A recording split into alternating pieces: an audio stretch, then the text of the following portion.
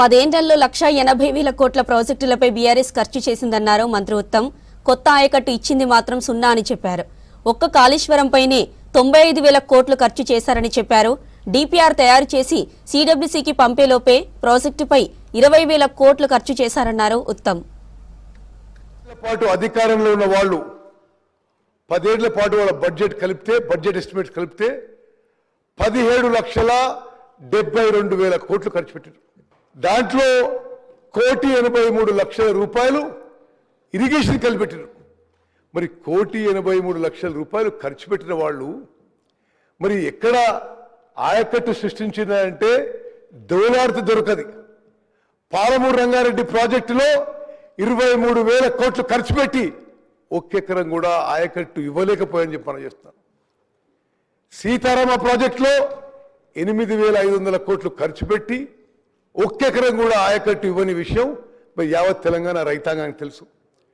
Kaleshwaram project మీద 95,000 కోట్లు ఖర్చు పెట్టిన తర్వాత ఏ విధంగా ఆ 3 బ్యారేజీలు కూలిపోయినాయో యావత్ తెలంగాణ రాష్ట్రం గమనిస్తుంది.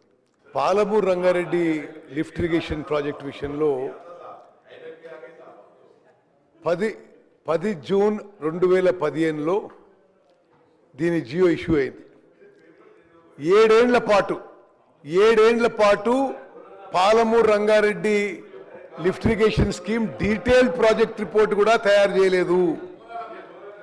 2022లో 7 ఏళ్ల తర్వాత 2022లో ఈ ప్రాజెక్ట్ యొక్క డీటెయిల్ ప్రాజెక్ట్ రిపోర్టు సిడబ్ల్యూసీకి సబ్మిట్ చేయడం జరిగింది.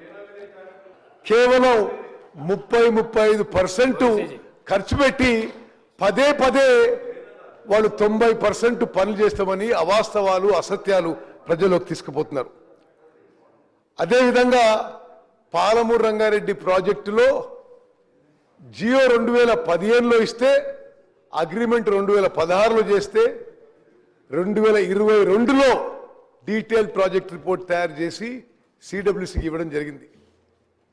డిపిఆర్ విషయంలో డిపిఆర్ తయారు చేసి సిడబ్ల్యూసీకి ఇచ్చే లోపు ఆనాటి ప్రభుత్వం 20,000 కోట్లు ఖర్చు పెట్టే విషయం కూడా నేను మనం చేస్తున్నాను.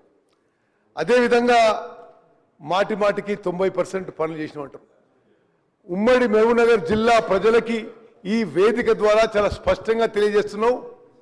ఆయకట్టు కాలువలకి ఏదైతే రైతులకి నీళ్లు చేరడానికి ఆయకట్టు కాలువలకి ఒక్కెకరం కూడా ల్యాండ్ అక్విజిషన్ చేయలేదు. ఒక్క రూపాయి కూడా ఖర్చు పెట్టలేదు వాళ్ళ హయాంలో అని చెప్పి స్పష్టం.